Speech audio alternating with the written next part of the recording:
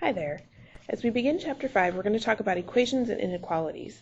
Of course, as always, we need to start with a few vocabulary so that we understand what we're talking about as we continue through the chapter. First of all, we need to know what an equation is. An equation is a statement that two or numbers or expressions are equal.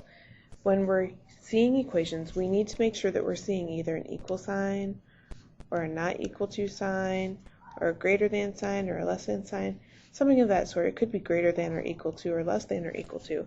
But you have to have some type of sign that differentiates between the left side of the equation and the right side of the equation. Now there's three types of equations that we're going to focus on. The first is a true equation. In a true equation, the value on the left side and the value on the right side are going to be equal. So if we look at this example, 3 plus 2, if we add those together, that's going to equal 5. If we look at the right side of the equation, 5 plus 0, that's also going to equal 5. So this is a true equation because they have equal value on both sides of the equal sign. The next type we're going to look at is a false equation. If we look at that, think about the opposite of true as false, that means the values are going to be different. So if we look at 7 and 2, 7 and 2 equals 9. And if we look at 5 and 3, they're going to equal 8. So this is a time when the two sides of the equation are not equal to each other. That's why we use this symbol in the middle. That symbol means not equal to. The third type of equation that we're going to talk about is one that contains variables. It's called an open equation. And depending upon the value assigned to the variables depends upon whether or not the statement is true or false. So the definition here, it contains one or more variables. It can be true or false depending upon the values assigned to the variables. An example would be maybe 3 plus the letter B equals 7. We don't know what the value of letter B is, so we can't decide if it's true or false until we know that value. Let's go through a few examples. First of all, we need to identify if these equations are true, false, or open. So we're going to take a look at them. If we look at this first one, 3 times the quantity 8 minus 2 equals 20. We can either use the distributive property or we can go ahead and solve what's in the brackets first.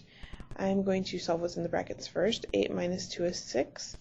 So I can take my 3 times 6, which equals 18. 18 and 20, are they equal, yes or no? They're not the same value, so they're not equal to. Make sure you put your not equal to sign in the middle.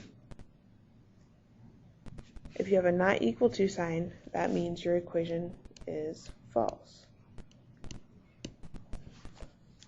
Okay, our second example has a variable in it. If it has a variable, it automatically tells us that it's what type of equation.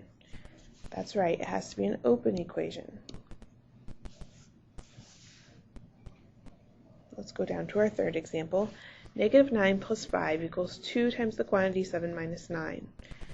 I'm going to go ahead and solve on the left side. Negative 9 plus 5 is negative 4. Put a symbol in there for now. And I'm going to solve on the right side. 7 minus 9 is negative 2. I multiply 2 times negative 2. I have different signs, so that means my answer has to be negative. 2 times 2 is 4. Do they have the same value? Yes, they do. So that's a true statement or a true equation.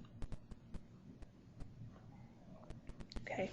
Our next couple of examples are to use mental math to go ahead and find the value of variables that are in equations.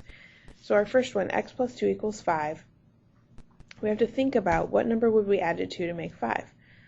Well, if we think about that, we can easily decide that the answer would be 3. So if x equals 3, 3 plus 2 would equal 5.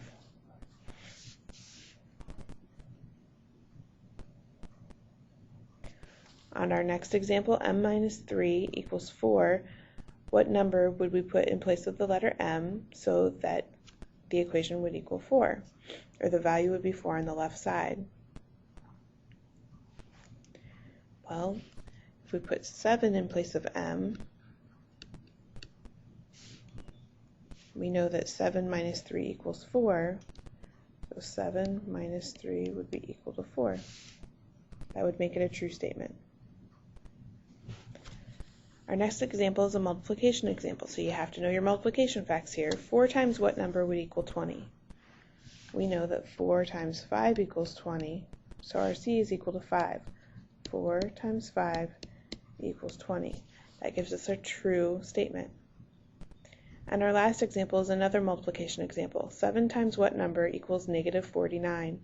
We know that our answer is a negative number, and in order to get a negative number, we have to use opposite signs. So we know our P has to be equal to something that's negative. So what number times 7 equals 49? That would be 7. So 7 times negative 7 would be equal to negative 49.